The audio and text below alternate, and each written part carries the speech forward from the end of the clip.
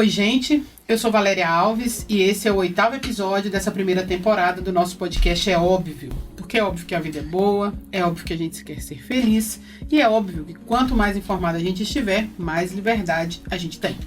É óbvio que a gente vai aproveitar ao máximo o conhecimento do meu entrevistado de hoje, quando vamos falar sobre a Lei Geral de Proteção de Dados, o advogado Vitor Amorim. Bora lá? Está começando o É Óbvio com Valéria Alves. Meu entrevistado de hoje é um amigo especial, meu afilhado de casamento, advogado, graduado pela Univale, onde é professor no curso de pós-graduação em Direito, Inovação e Tecnologia, pós-graduado em Direito Digital e Compliance pelo IBMEC. É vicentino, candidato ao diaconato permanente na Diocese de Governador Valadares, pai do Bento e da Helena e marido da jornalista Jaqueline Rocha.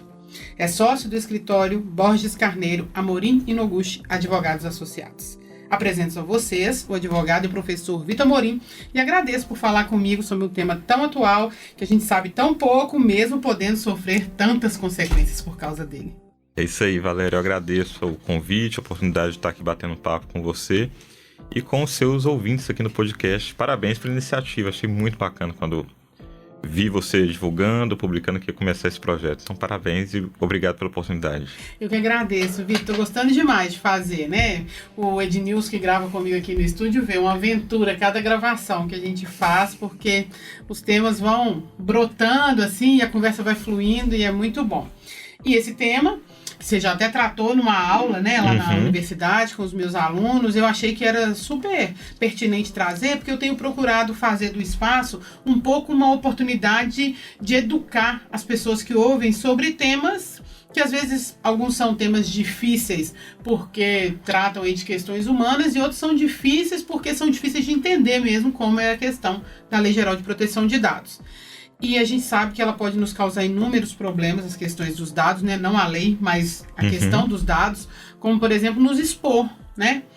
E nos fazer perder muito do que a gente tem, e mesmo assim a gente sabe pouco sobre isso. E eu quero começar perguntando exatamente por que você acha que as pessoas sabem pouco sobre proteção de dados? É porque, na sua opinião, no Brasil as pessoas sabem pouco sobre direitos e deveres e elas só procuram saber quando elas precisam, porque aconteceu alguma coisa, ou porque o tema é complexo, ou porque a lei é muito vaga no que diz respeito à questão da proteção de dados? Eu acho que nenhum desses motivos. Eu acho que, na verdade, Valéria, a gente vive numa sociedade que é hiperconectada.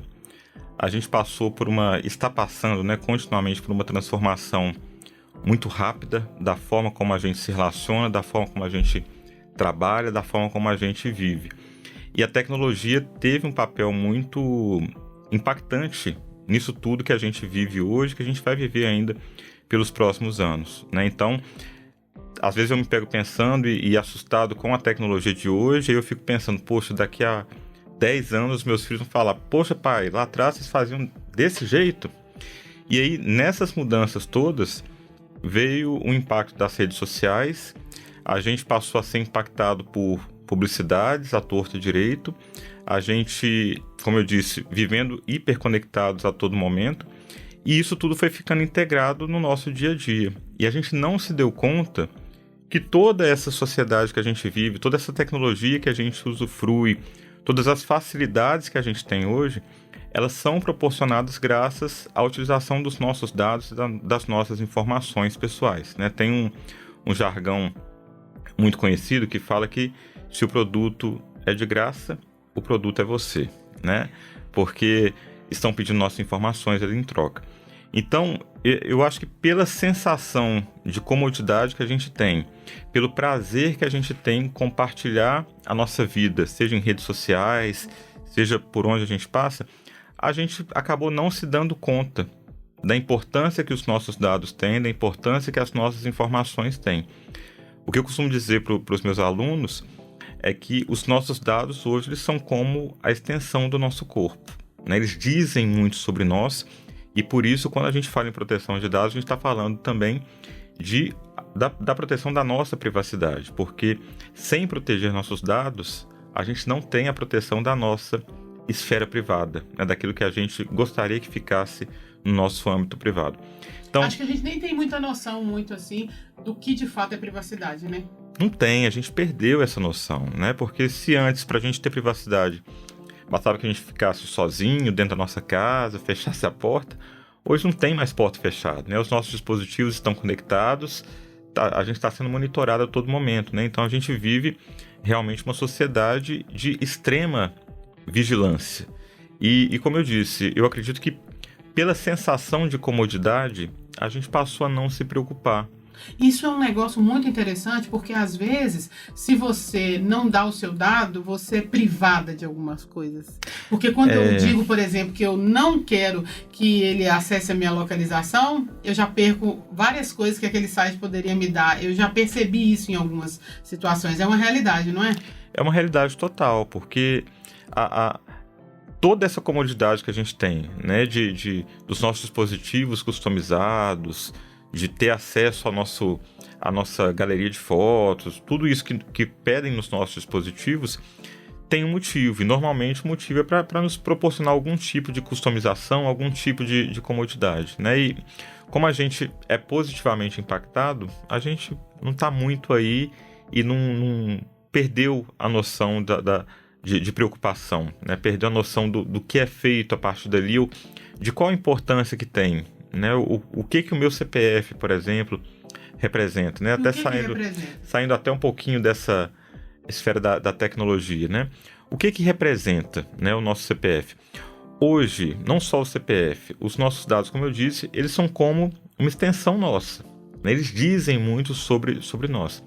Então, se um dado meu é tratado de forma inadequada, as pessoas, corporações, empresas podem saber mais do que eu gostaria que elas soubessem, ou se esse dado não tem a proteção adequada, não é aplicada ali a segurança da informação necessária, se acontece um vazamento de dados, essa informação pode cair na mão de bandidos, de falsários, e a gente sofrer com falsificação de documentos, compras indevidas e uma série de outras questões. Mas o principal ponto, e aí a gente precisa realmente de uma mudança de cultura, eu acredito que é a falta da bendita da privacidade, que, como você disse, a gente perdeu essa noção, né? Outro dia eu estava falando para um grupo de funcionários de uma empresa, clientes do escritório, e eu perguntava para eles, né? E aí a gente não é um exercício muito difícil de fazer. Eu perguntava, olha, tudo que está ligado a nós, qualquer informação que está ligada a nós, é um dado pessoal, é o que a lei nos diz. E aí a gente não se preocupa muito com as informações que a gente produz no dia a dia a respeito de nós mesmos.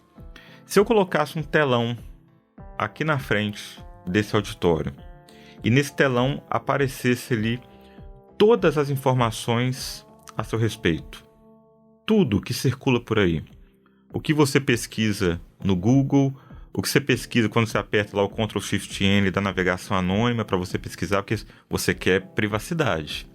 E aí você não quer... Ideia é essa, a né? ideia é essa. Aí você não quer que ninguém saiba.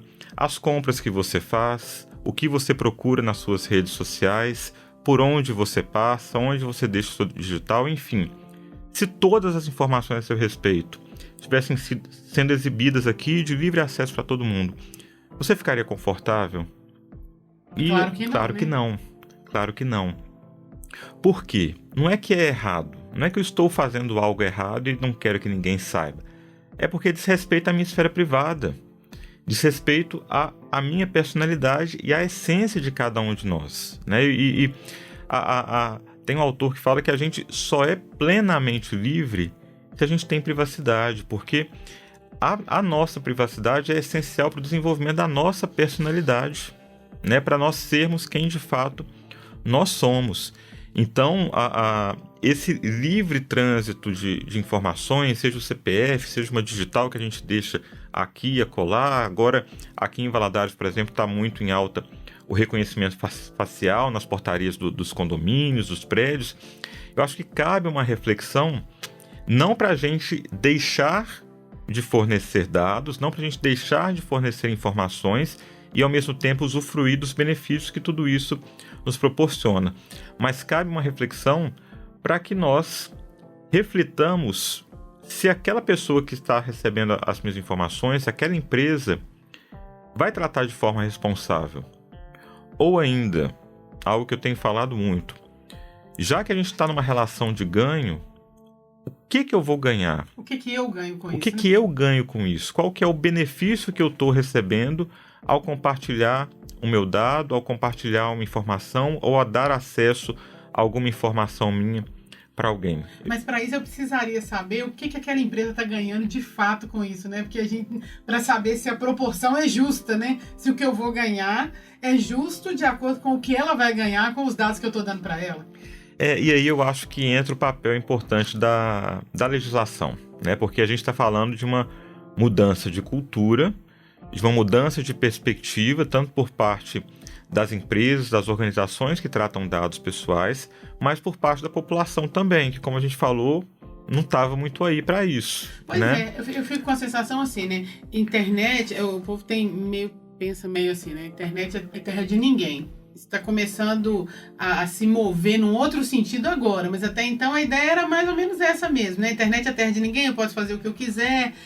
E com relação aos dados, eu acho que era muito isso também, né? É só o meu CPF, é só a minha senha. E também porque tem uma coisa, né, Vitor? Antes a gente só tinha que guardar a senha do banco.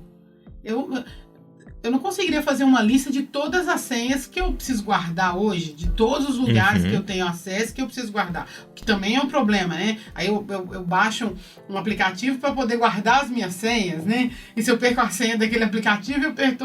É uma loucura, né? Então, assim, a lei, ela, em vigência, né, na prática, ela consegue ajudar as pessoas com isso mesmo? Se a gente souber o que ela exige, o que ela oferece? Total. Eu acho que um exemplo claro, né, para a gente pensar num cenário antes e depois da legislação.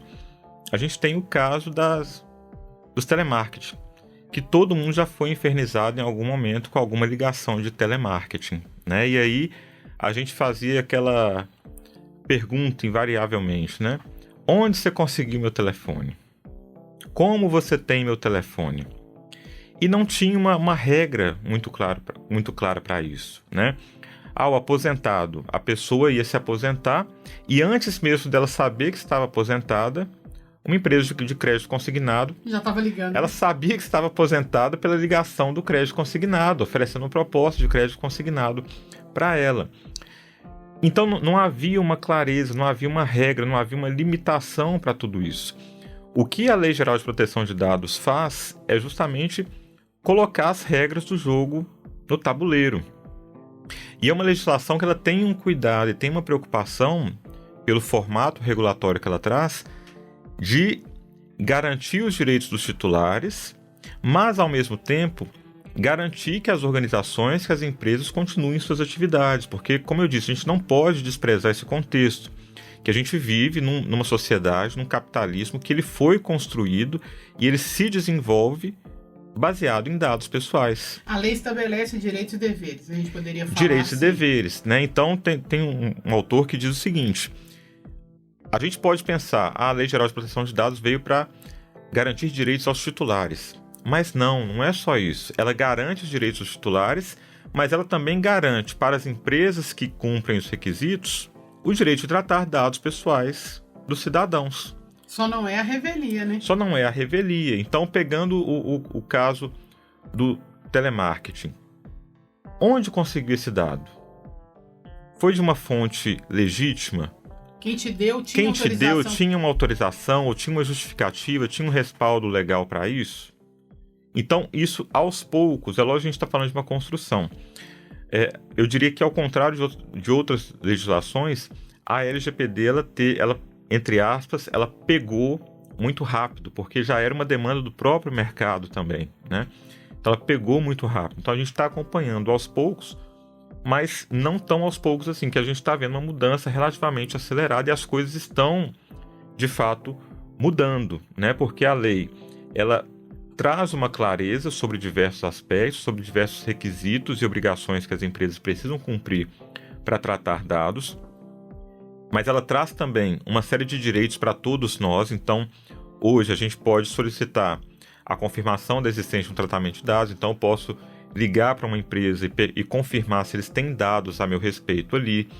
Se a resposta for positiva, eu tenho direito a ter acesso a quais informações essa empresa tem a meu respeito, com quem ela compartilhou essas informações.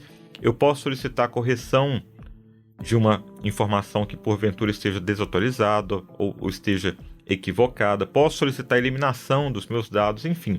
Tem uma série de direitos que a lei ela proporciona para o cidadão, porque de um lado, e aí é importante para a gente entender isso, que é uma coisa meio louca, de um lado a gente não tem como evitar que nossos dados sejam tratados. A gente não consegue evitar isso. Eu ia te perguntar assim, né? Quer dizer, você preenche os dados para entrar no site? Você que conhece a lei, preenche? Preencho. Normalmente eu preencho. A não ser que seja um site que não me ofereça uma segurança. Mas o que eu tenho de praxe, que aí é chatice de profissional de proteção de dados, é quando eu vejo a barrinha de cookies lá, por exemplo, eu costumo não autorizar ou desabilitar, porque normalmente ela já vem habilitada por configuração padrão, e eu desabilito a coleta de cookies porque eu normalmente não quero ser impactado por aquilo, ou não quero que as informações fiquem presas ali. Mas o cuidado que eu tomo é de procurar saber o que a empresa faz, se a empresa me fornece algum tipo de credibilidade. As políticas de privacidade hoje, elas não estão tão chatas como antigamente, que era aquele padrão contratual. Então muitas empresas estão tendo um cuidado, já por força da legislação, de ter políticas de privacidade mais claras, com uma linguagem mais visual, que a política não precisa ser chata, com cuidado de adotar uma linguagem que dialogue com o público-alvo daquela empresa. Então o acesso à informação com a LGPD ficou mais fácil, porque a lei ela bate muito na tecla da transparência. Então, a empresa ser transparente é importante. E é engraçado que cada vez mais os usuários, os cidadãos, eles tomam consciência disso. Pois é. Não, tudo bem, pode continuar. Só para fechar aqui. E aí, depois de nos ouvir aqui, é lógico, mas quem está nos ouvindo pode dar um Google, pode colocar no YouTube aí e procurar. A gente tem bancos, a gente viu aí no intervalo do Fantástico, no final do ano, bancos fazendo anúncios até bem divertidos sobre o mote da privacidade. Não sei se você lembra que tinha uma pessoa andando com uma camiseta com todas as informações e tal. A Apple, que sempre vende a privacidade. Por quê? A privacidade cada vez mais é um valor para os consumidores. Isso tem se tornado um diferencial de mercado, porque quem garante privacidade, no final do dia, a gente está falando de confiança com o seu consumidor, confiança com o seu público e um estreitamento de um relacionamento.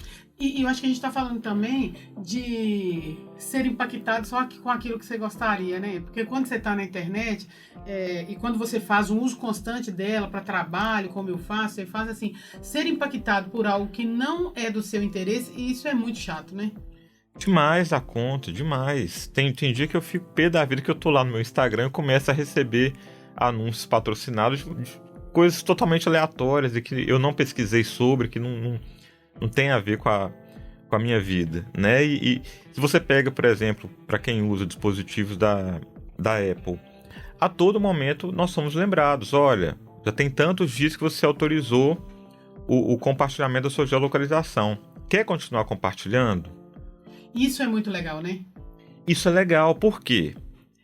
Pode ser que até então eu não me preocupava com isso. Ou às vezes nem estava lembrando eu mais. Eu nem estava lembrando. Então, o próprio dispositivo, por configuração, ele começa a me dar dicas de privacidade. Então, quando eu baixo um aplicativo, na Apple, por exemplo, eu não sou patrocinado pela Apple, não. Tá bem que eu gostaria, mas não sou patrocinado. Mas quando eu baixo um aplicativo, por exemplo, o iPhone me pergunta se eu quero compartilhar meu endereço de e-mail. Porque senão, ele consegue me dar acesso sem a necessidade... Sem isso, né? Sem isso. Se eu tenho certeza que eu quero compartilhar minha localização. Então, é o que no direito da proteção de dados a gente chama de granularidade do consentimento. Eu não preciso consentir com tudo. Eu posso ir consentindo em camadas, de acordo com a minha vontade de acordo com o benefício que eu vou ter em troca daquilo. Pois é, a gente pode chamar isso, né? Porque eu ia perguntar exatamente isso. Quer dizer, quando a gente entra num site lá, tem lá, né? Se eu quero compartilhar os meus dados, ou se eu aceito os cookies. Quando eu aceito sem ver, quando eu dou logo um aceito, que tipo de risco eu posso correr? Porque uma empresa que vai me perguntando aos poucos, significa que ela está mais bem intencionada do que a outra? É porque ela se preocupa mais do que a outra? Talvez seja porque ela dá mais transparência e ela te coloca mais no comando da situação, no centro, né? Você tomando como principal decisor de como seus dados serão tratados. Então, por exemplo, no caso dos cookies, né, que a gente não está falando aí do biscoitinho, mas são pequenos fragmentos de informação que a plataforma vai coletando ali a seu respeito e vai armazenando. A gente vai ter os cookies que são necessários, que são indispensáveis para o funcionamento da plataforma, mas tem, por exemplo, os cookies de terceiros e cookies de marketing.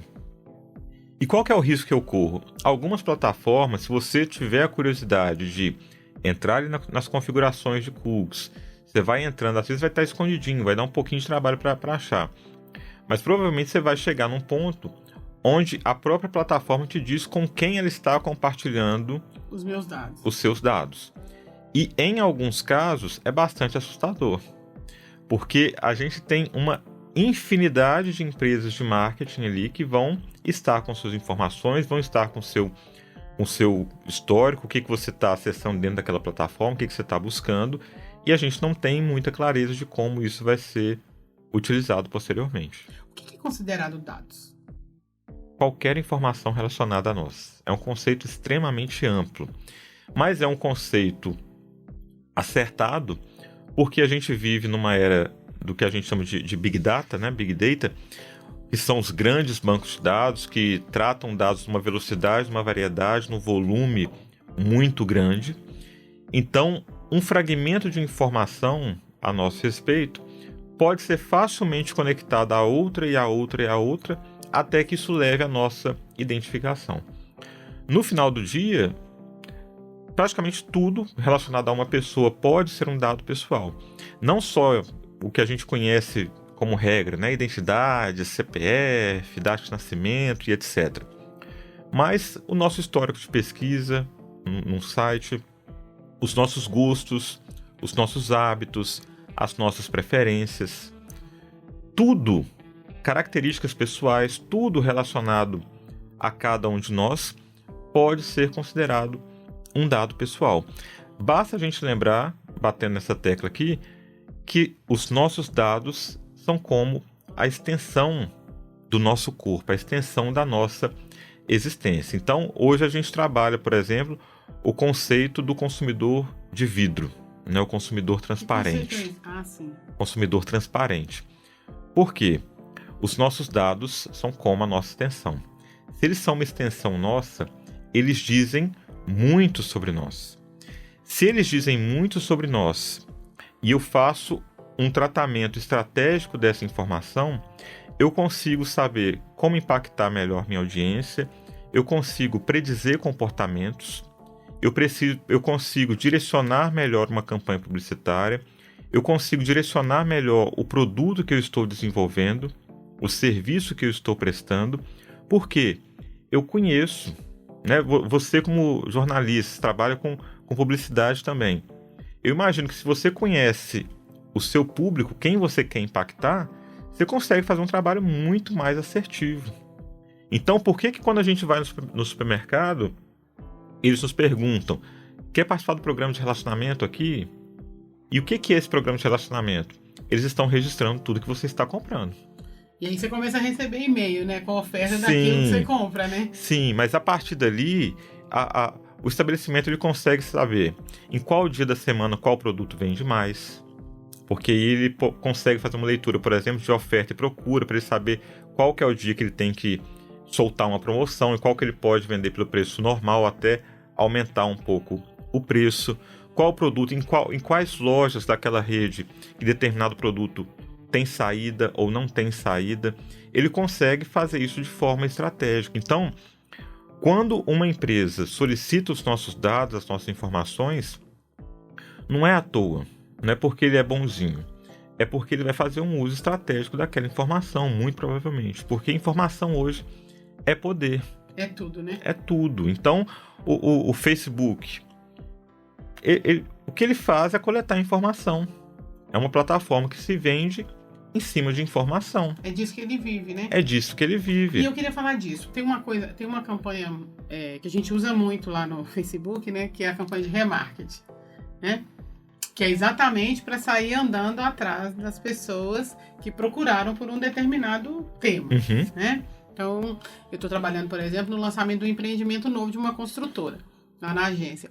E aí, a gente definiu uma série de palavras-chave para poder fazer um trabalho, para saber quem está procurando sobre aqueles assuntos, para a gente ir atrás deles com os nossos anúncios, né? E aí, a minha pergunta eu percebo, e eu quero saber se isso é fruto da Lei de Proteção de Dados, que antes os anúncios de remarketing eles chegavam mais do que eles chegam hoje, porque, assim, às vezes nem era necessariamente porque eu ia comprar, mas às vezes eu pensava e fazia uma pesquisa única sobre, por exemplo, o preço do tênis. E aí o meu feed inundava, né, de tênis, de tudo enquanto é jeito. E hoje eu vejo que é menos, isso acontece menos, né? O remarketing, ele acontece, os anúncios chegam, mas numa quantidade menor. E, na verdade, as pessoas estão anunciando muito mais do que anunciavam antes, né? Não estão anunciando menos. Isso é fruto da legislação já? Eu acredito que sim, porque, querendo ou não, a gente vivia num cenário onde não existia uma regulação muito clara, ou não existia uma regulação no Brasil, e a gente vem para um cenário onde, pera lá, não é bem assim. Tem alguns requisitos aqui que a gente precisa seguir. Empresa, se você não seguir, você vai ser responsabilizada. Vamos adotar esses cuidados aqui. Então, isso, de certa forma, traz um pouco de limitação. Mas, em contrapartida, o que eu vejo, inclusive alguns especialistas no mercado publicitário, e mais voltado para marketing digital, é que isso também proporciona um filtro melhor, de forma que eu vou impactar menos pessoas, mas a possibilidade, né, de eu impactar assertivamente, ela acaba sendo maior, porque eu vou estar lidando com pessoas que ou de repente concordaram em receber aquilo, porque a minha esposa Jaqueline, por exemplo, ela vive reclamando que ela tem dificuldade de direcionar, que a minha esposa é jornalista também, tá, gente? Como a Valéria falou no comecinho aqui. Ela tem dificuldade de direcionar campanhas para usuários do sistema iOS, que é o da Apple, porque a Apple tem pega pesado, né? Ela pega pesado com a temática da privacidade.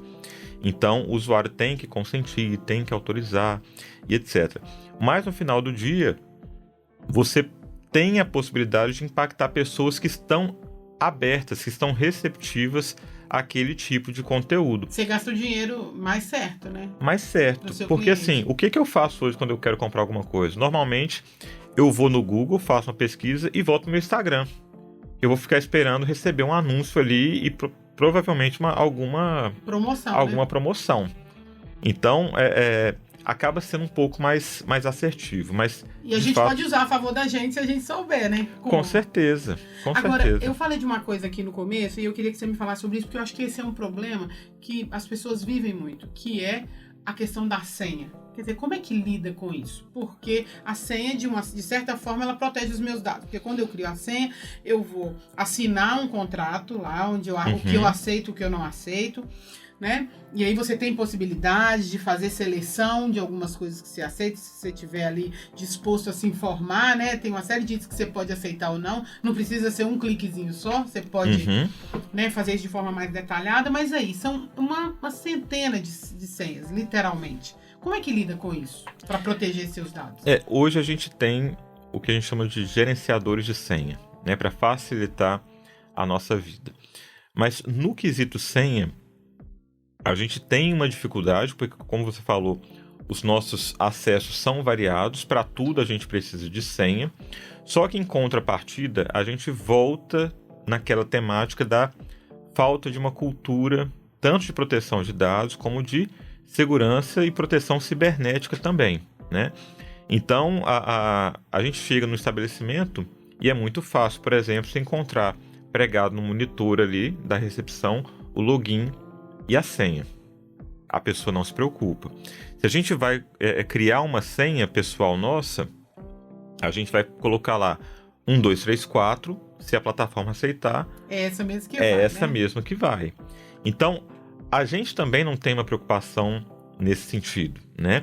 O que a gente precisa é criar uma cultura onde a gente valorize essa senha, esse cuidado, e a gente crie mecanismos, aí cada um precisa pensar na melhor forma, né? Se vai criar uma senha que vai ser única, o que não é recomendável, porque num mundo ideal, a gente criaria uma senha para cada serviço, mas a gente sabe que isso é impossível. É impossível, mas a gente ter uma cautela na seguinte perspectiva: da mesma forma que a gente protege a nossa casa, a gente coloca um cadeado, coloca uma tranca. Às vezes eu particularmente tenho esse toque. Eu saio, quando eu estou na rua de cima, eu volto porque eu não tenho certeza se eu fechei o portão, deixei o portão aberto. A gente precisa começar a criar esse cuidado também, porque hoje é padrão. Os nossos e-mails, o nosso celular, os nossos dispositivos estão cheios de informações críticas, né? Informações críticas. Às vezes você tem até outras senhas dentro do seu e-mail. Você cria um e-mail ali para lembrar e não esquecer. Eu vou mandar aqui porque depois eu só vou buscar e acho. Né? Então é a gente lembrar que ali é um patrimônio nosso também. Então, se eu estou saindo de um dispositivo num lugar público, no meu local de trabalho, assim como eu fecho a minha casa, deixa eu fechar, deixa eu ver se eu saí, se eu apaguei, se eu não deixei o lembrar senha ali salvo, né? E hoje a gente tem um facilitador também, que como vazamentos de dados acontecem com uma certa frequência e vão continuar acontecendo, algumas plataformas elas já te lembram. Então, quando você digita uma senha que ela esteve envolvida em um vazamento de dados, o Google Chrome, por exemplo, ele te lembra. Ele fala, essa senha esteve envolvida, troque sua senha. Só que normalmente a gente não troca. Então, tudo passa por uma mudança gradativa de cultura da nossa parte, de comportamento. Voltamos na essência, né? Educação, hábito, comportamento. Educação, hábito, comportamento. Não tem jeito, né? Não tem jeito. E eu fico, assim, preocupado porque em como a gente vai criar as futuras gerações, né? Porque os meus filhos têm 5 anos. E se a gente já vive nessa loucura hoje, eles já vêm de uma geração que é monitorada desde o momento que nasce. Então, o volume de informações, o volume de dados que eles produzem vai ser muito maior do que a gente produz hoje. Né? Eu fui ter CPF, eu tinha 18 anos. A Maria já nasceu com CPF, Sim, né? Os meus também já nasceram com CPF. Quer dizer, já é uma outra realidade, né? Mas tem uma coisa que eu queria que você falasse também, assim. O fato de como usuário lá na internet, por exemplo, eu clicar e aceitar não significa que está tudo perdido. Não significa que eles podem fazer tudo que eles quiserem também. Não significa que eles podem fazer tudo que eles quiserem, porque cliquei e aceitei. Beleza. A empresa, a plataforma, aquela organização, ela tem regras para cumprir.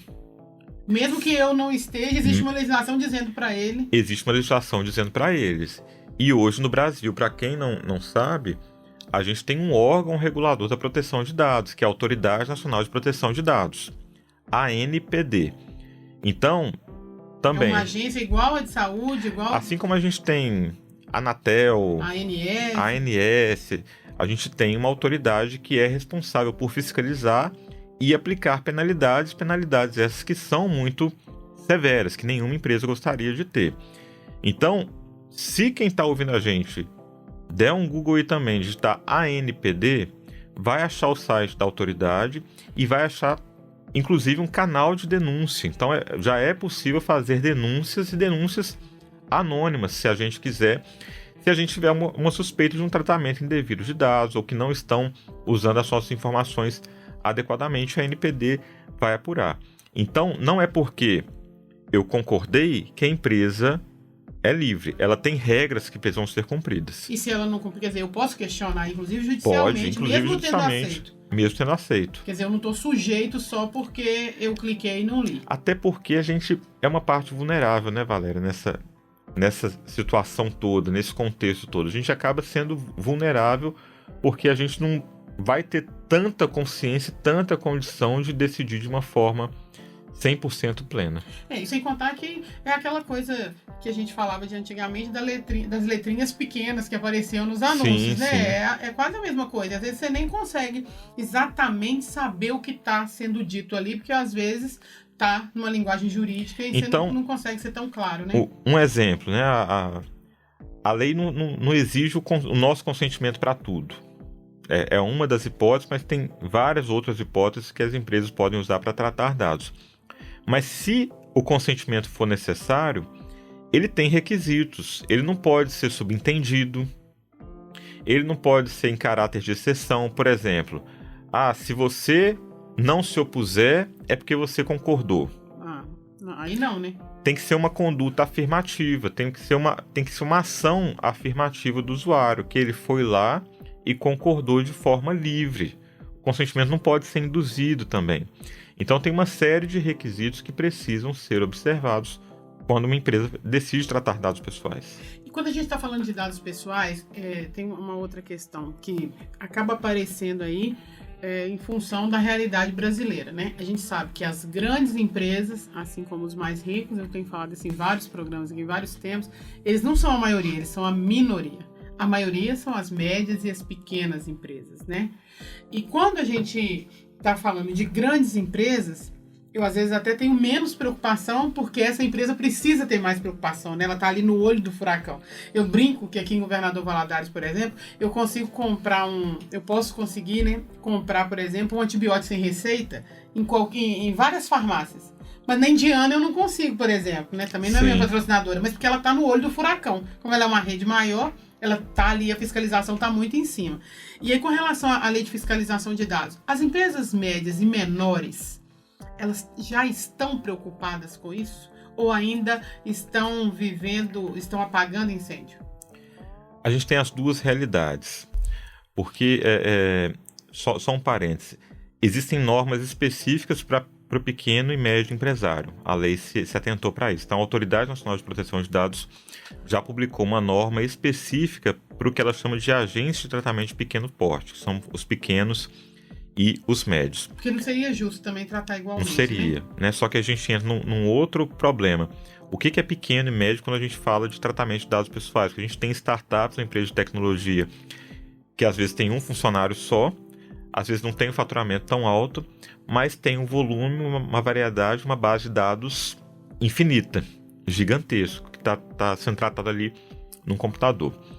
Mas, voltando à sua pergunta, a gente tem as duas realidades. A gente tem o pequeno e o médio que já está se adequando, que já está começando a se preocupar com isso, e tem aqueles que estão deixando a Deus dará, né? Ainda estão apagando incêndio. Ainda estão apagando incêndio quando aparece. Só que o que a lei faz é o que a gente chama no mercado de um efeito cascata. Ela provoca um efeito cascata. Porque a lei, ela traz, falando um pouquinho do juridiquês, uma responsabilidade que no direito a gente chama de solidária. Então, por exemplo, a sua agência, ela contratou lá uma empresa de medicina e segurança do trabalho para cuidar das questões ocupacionais, de saúde ocupacional dos seus funcionários. Beleza. Essa empresa de medicina vai tratar dados do seu funcionário. O que a lei diz é que você, Valéria, que contratou essa empresa de medicina, é responsável igualmente pelo tratamento de dados que ela executa. Por quê? O que a lei entende é, se você concordou que outra empresa tratasse os dados que são de sua responsabilidade, é porque você, de alguma forma, confiou, acreditou, fez os levantamentos necessários e mandou meter bronca. Então, a lei, ela traz uma responsabilidade solidária. Essa responsabilidade solidária faz com que surja o que eu falei, que é o efeito cascata. Ou seja, você se adequou? Beleza, mas você vai exigir que os seus fornecedores também se adequem. Por quê? Se eles não se adequarem, eles não podem continuar te atendendo porque eles estão te colocando em risco. Então eu não tenho que pensar necessariamente só nos dados, por exemplo, que eu vou receber dos meus clientes. Mas eu Não. tenho que pensar também na forma como os meus fornecedores tratam os dados desses. Não é só a minha forma. Exatamente. Se eles tratam dados para você, por alguma razão, sobre o seu comando, você também tem que se preocupar. Então, o que a gente observou foi que, num primeiro momento, as grandes empresas se adequaram, mas a partir de um determinado momento que as grandes empresas se adequaram, elas começaram a olhar para os fornecedores delas, que normalmente são pequenos e médios. E aí começaram, pessoal, se a DECO, vou mandar um aditivo contratual, você vai se responsabilizar e tal, você precisa se adequar. E eles começaram a ser auditados. Então, o fato de as grandes estarem adequadas provocou uma movimentação dos pequenos e médios também nesse sentido, de procurar a adequação, porque senão ia doer no bolso, eles iam começar a perder contratos e bons contratos. Vitor, nós estamos aqui com o tempo super esgotado, tá? Mas eu ainda queria fazer mais uma pergunta. Quer dizer, com essa questão aí das pequenas e médias empresas estarem, né, já buscando a qualificação também, né, no mercado do direito, porque a gente tem poucos especialistas no assunto hoje. Quer dizer, as oportunidades do mercado estão fazendo com que os profissionais do direito caminhem nessa direção também? É isso que a gente tem visto? Aos poucos, sim, né? Porque a gente está falando de uma área que é relativamente nova aqui no Brasil, que exige uma capacitação técnica mais específica, mas que proporciona uma atuação diferente do padrão que a gente está acostumado na advocacia. E quando a gente fala de Valadares, o contexto de Valadares, a gente vê isso de forma ainda mais acentuada, que a gente está falando de uma realidade local que ainda é muito tradicional, é aquele direito como era antigamente, vamos dizer assim, né? Tá mudando aos poucos, mas ainda tem um caminho longo a ser percorrido. Então isso acaba atraindo o olhar de muitos profissionais que ou estão começando a carreira, são recém-formados, ou aqueles também que já estão na caminhada há mais tempo, estão cansados do padrão tradicional da advocacia e veem na proteção de dados uma nova perspectiva, uma chance de dar um novo rumo para a carreira.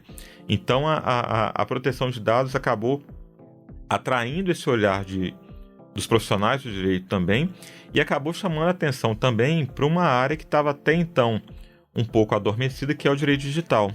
Porque a proteção de dados não está diretamente relacionada ao direito digital, porque ela trata de dados analógicos também, não é só dados online, mas tem uma interface grande. E o pessoal começou a se atentar para o direito digital também, que eu costumo dizer que é viciante. Para quem conhece, normalmente se interessa e não quer sair mais, porque realmente é uma área que dá gosto de estudar e dá gosto de atuar. E se a gente está falando, quando a gente fala da questão digital, a gente não pode esquecer que tem uma novidade todo dia, né? Todo dia, o estudo não acaba nunca. Vitor, quero agradecer a sua presença, espero que a gente possa falar novamente sobre esse assunto, né, numa outra temporada, que a gente possa esclarecer mais. Eu tenho certeza que depois dessa conversa aqui apareceram na minha cabeça várias outras perguntas, mas nesse tempo não vai dar. Então, eu deixo aí, espero deixar as portas abertas para uma outra oportunidade, a gente falar mais sobre privacidade, tá? Sobre tudo que a gente pensa e tudo que a gente fala por aí, porque não é só a internet, como você falou aqui no finalzinho. Muito obrigada, viu? Obrigado, Valéria, foi um prazer, viu? Terminamos mais um É Óbvio by Valéria Alves. Se você gostou e quer curtir o próximo episódio, você pode conferir todas as plataformas de streaming de áudio. É só curtir no Spotify, seguir no Apple Podcast, na Amazon Music e se inscrever no Google Podcast. Se você gostou, também pode se inscrever lá no meu canal do YouTube. Aí você aciona o sininho e toda vez que tiver um episódio novo, vai chegar uma notificação para você, tá bom? Espero você por lá. E aproveita que em todas as plataformas você também precisa dizer se você gostou ou não. Isso é super importante pra gente. E indica para os seus amigos se você gostou. A informação que a gente traz aqui é sempre pensando na qualidade da sua vida, para ser melhor, para oferecer mais informação para você. Você aproveita e pode seguir minhas redes sociais, Valéria Alves Jor, para saber de todas as novidades, acompanhar a minha coluna semanal, É Óbvio, que eu tenho no Jornal da Cidade, que também apoia a gente aqui nesse podcast É Óbvio. O podcast É Óbvio é uma produção da Óbvio Comunicação Integrada, conta com o apoio do Jornal da Cidade, onde eu também assino a minha coluna todos os domingos, coordenação geral e produção e direção Valéria Alves, edição geral, finalização e mixagem do Alexandre Venâncio, a gravação no estúdio do Ednilson Basílio. Vinhetas e trilhas do Paulinho da Batuque Produções. Eu gravo meu podcast, é óbvio, nos estúdios da Rádio Mundo Melhor em Valadares, mas o meu convidado pode estar em qualquer lugar. Eu me despeço de você, deixando aquele abraço apertado. Até o próximo episódio, toda quarta, às 16h, quentinho, porque é óbvio que já é sucesso. Conversamos de novo na próxima semana. Até lá. Você ouviu mais uma edição do É Óbvio by Valéria Alves, o podcast que fala um pouco de tudo que te interessa.